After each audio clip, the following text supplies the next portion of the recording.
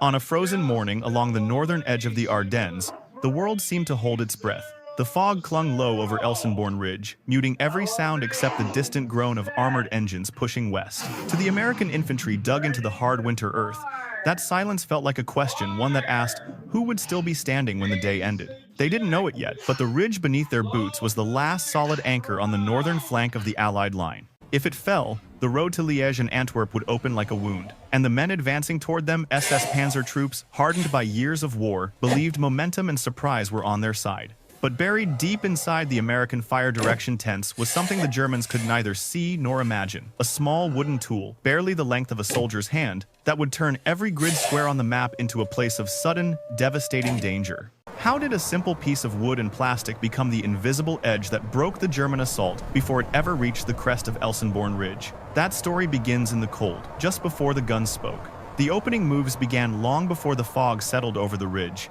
Hitler's final gamble, what the world would remember as the Battle of the Bulge, was built on a single, daring premise. If German armor could punch through the Ardennes, seize the high ground at Elsenborn Ridge, and rip open the northern flank, the road to Liège and Antwerp would lie exposed. The goal was not merely a tactical victory, it was a strategic upheaval meant to fracture the Allied line and buy Germany time it no longer had. To achieve this, more than 200,000 German troops and 1,000 armored vehicles surged westward, driving toward a front defended at first by men who were never meant to face such an assault. The 99th Infantry Division, newly arrived and spread thin across a 22-mile sector, had been assigned to what senior commanders believed was a quiet portion of the line. Rugged forest, poor roads, winter weather. American planners thought these would make large-scale attacks impossible. They were wrong. At 5:30 on December 16th, the horizon erupted.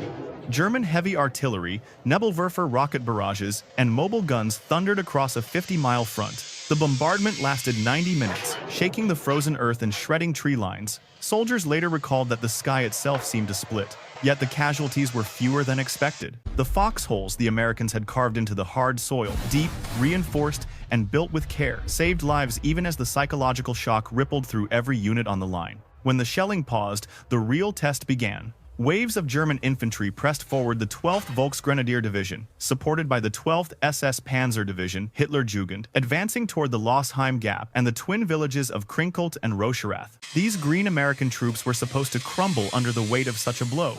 Instead, they held. Young lieutenants and NCOs made calm, instinctive decisions. Machine gun crews shifted fields of fire with precision. Small squads clung stubbornly to stone farmhouses and forest edges. In places, the fighting bordered on the impossible, nowhere more so than at Lanzerath Ridge, where an 18-man reconnaissance platoon delayed an entire German parachute regiment for nearly 12 hours. That single stand threw off the timetable of Kampfgruppe Piper, the spearhead of the 1st SS Panzer Division, and bought the Americans hours they desperately needed. But even courage has limits. By December 17th, the pressure was beginning to crush the line. Units were bending, gaps were forming. The 99th Division's positions were at risk of collapse. It was then that Major General Walter M. Robertson of the 2nd Infantry Division made a decision that would shape the coming battle. The twin villages would be used as a delaying shield, a place to conduct a fighting withdrawal that allowed both divisions to regroup on better ground. That ground was Elsenborn Ridge.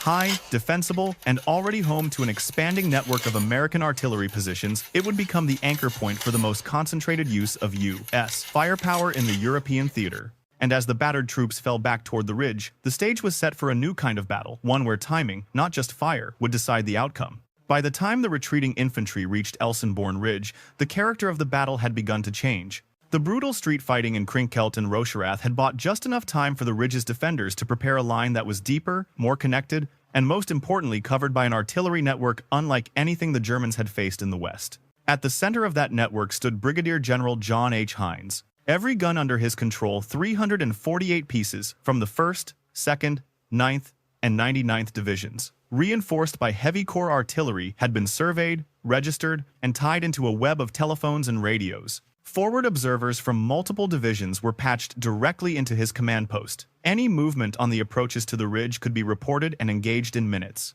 But the true edge was not the number of guns. It was the speed at which they could act. Traditional artillery doctrine demanded sequence. One battery fired, observers adjusted, another battery followed. The process rooted in World War I worked, but it was slow. By the time the second battery fired, German infantry had already dispersed. Their doctrine taught them to scatter within 15 seconds of the first incoming rounds. Against sequential fire, that instinct saved lives. Against what the Americans were preparing, it meant nothing. Inside the cramped fire direction tents, the tabular firing tables that had slowed calculations for decades sat unused. In their place was a deceptively simple wooden instrument, the graphical firing table born from Captain Abbott Harrington Burns' frustration with 76 pages of numerical data. It looked like a carpenter's tool, barely 10 inches long. Yet in trained hands, it transformed the impossible into the routine. Calculations that once took 5 minutes now took 20 seconds.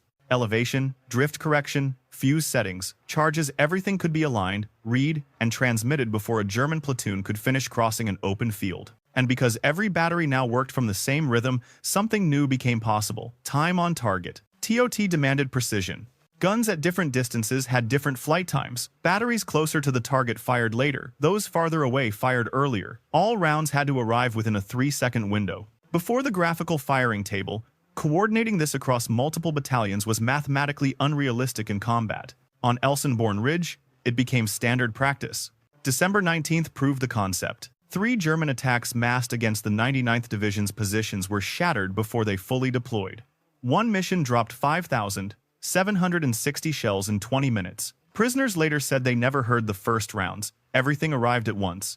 And as the Germans reassembled for another push, Hinds prepared to wield his artillery not as a supporting arm, but as the decisive weapon of the battlefield. The ridge was no longer just ground. It was a fuse line ready to ignite the moment the Germans stepped into the open. By December 21st, the Germans were no longer testing the American line, they were throwing their strength against it. The 12th SS Panzer Division, still convinced that the ridge could be taken with enough force, advanced once again toward the southern approaches near Dom Buchenbach. The terrain was open in places, a gentle slope leading upward toward the American positions. To German planners, it looked like the last opportunity to break through before Allied air power returned with the improving weather. But what they walked into had already been measured, registered, and prepared. Forward observers from the 26th Infantry Regiment watched the German formations form up, their silhouettes moving through the mist. When the first panzers pushed forward, the observers transmitted the coordinates with calm precision. On the ridge above, fire direction centers in multiple divisions began calculating simultaneously graphical firing tables,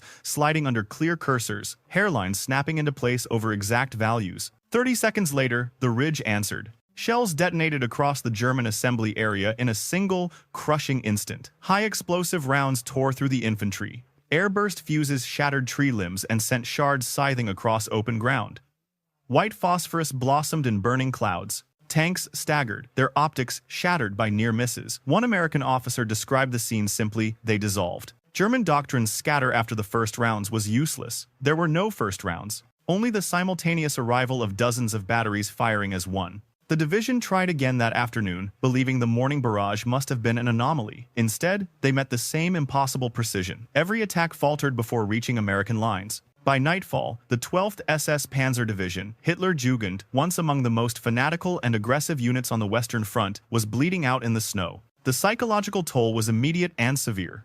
Veterans who had fought on the Eastern Front, who had endured Soviet massed artillery, said the American fire at Elsenborn felt different, faster, sharper, impossible to anticipate. Every movement seemed observed. Every shelter felt temporary. Officers reported that their men no longer believed they could close with the enemy. Their confidence, the intangible but essential currency of offensive warfare, was collapsing. And with their morale, the German timetable collapsed as well.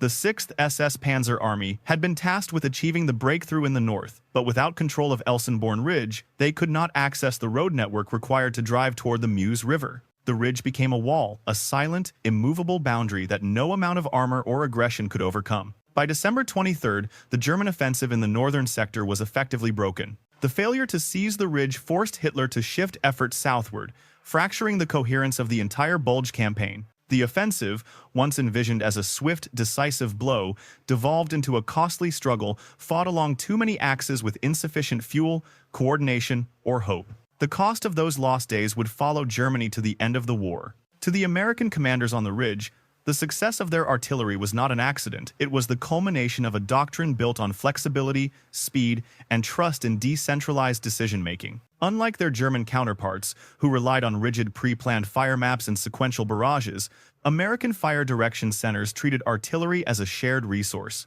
A forward observer from the 99th Infantry Division could request fire from the 1st, 2nd, or even corps-level guns without navigating layers of hierarchy. What mattered was the target, not the patch on the observer's shoulder. This philosophy, sometimes called general support artillery, gave American units a responsiveness unmatched on either front.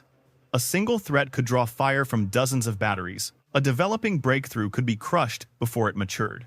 Mobility reinforced this advantage. U.S. batteries displaced, reoccupied, and were ready to fire far faster than German units, still moving equipment by horse or struggling through bottlenecked roads. Other armies took note. Soviet artillery, unmatched in sheer volume, lacked the agility that shaped Elsenborn. Once a Soviet fire plan was set, it was difficult to redirect. Their strength was mass, not precision. British artillery, though highly professional, rarely matched the American tempo in coordinating multiple battalions under sudden battlefield conditions. For Germany, the disparity was devastating. Captured officers studied American positions and equipment, puzzled by the speed with which fire missions were executed. Radios were standard, plotting boards were familiar. Nothing seemed extraordinary until scholars decades later discovered that the Germans never understood the significance of the graphical firing table. To them, American speed looked like a mystery. To the Americans, it was simply the result of clear doctrine and a 10-inch tool that removed minutes from every calculation. The strategic implications were profound. Elsenborn Ridge demonstrated that firepower alone was not the deciding factor, coordination was. Speed of calculation dictated speed of response, and speed of response created tactical dominance. The lesson resonated across military institutions worldwide in the years after the war. Control the tempo, and you control the battlefield. In the United States, that principle became a cornerstone of post-war doctrine. From early digital fire control to GPS-guided munitions, every innovation traced its lineage back to the insight proven in the snow of the Ardennes that a few seconds saved in a fire direction tent could shape the outcome of an entire campaign. When the snow finally settled over Elsenborn Ridge, no banners flew, no grand speeches marked the moment. There was only the steady silence that follows a battle survived but not forgotten. To the men who had fought there, the ridge was not a symbol. It was a memory etched in cold wind, frozen earth, and the unmistakable thunder of American artillery arriving exactly when it was needed. History would later shine its spotlight elsewhere. Bastogne, with its encircled paratroopers and famous reply of nuts, captured the imagination of generations. Elsenborn Ridge, by contrast, offered no easy myth. It was a battle of calculations in canvas tents, of forward observers hunched over radios, of gun crews working by feel through numb hands and sleepless nights. It was a victory rooted not in spectacle, but in precision. And that is precisely why it mattered more. By holding the northern shoulder, American forces denied the Germans the road network they needed for any chance of operational success. They preserved the integrity of the Allied front. They bought the time necessary for counterattacks to form. And they proved conclusively that in modern war, the ability to coordinate firepower is as decisive as the firepower itself. At the center of this achievement stood three men, each largely forgotten. John H. Hinds, whose command fused hundreds of guns into a single instrument. George Kaiser, who understood the value of an idea others dismissed. And Abbott Harrington Burns, who carved a simple wooden slide rule late one November evening because he disliked slow math. Their work did not earn headlines, it earned victories. The graphical firing table, humble and unadorned, became the unseen fulcrum on which the ridge and perhaps the entire northern flank was balanced. Time on target, once a theoretical notion, became the hammer that shattered elite German formations before they could even raise their weapons. Today, the device sits quietly in museums, a relic without shine. Yet its legacy echoes through every modern artillery system, every digital fire direction center, every munition guided by calculations completed in the blink of an eye. The principle remains unchanged. Speed saves lives. And so the ridge endures not as a myth, but as a lesson. That wars are often decided not by the loudest heroics, but by the smallest innovations. That courage can take the form of patience, discipline, and cold precision. And that sometimes, the future turns on the width of a wooden ruler. If this chapter of history moved you, share your thoughts below. Which lessons from Elsenborn Ridge still matter today? We read every comment. And if you value these forgotten stories, stay with us for the next one, because history is still being written.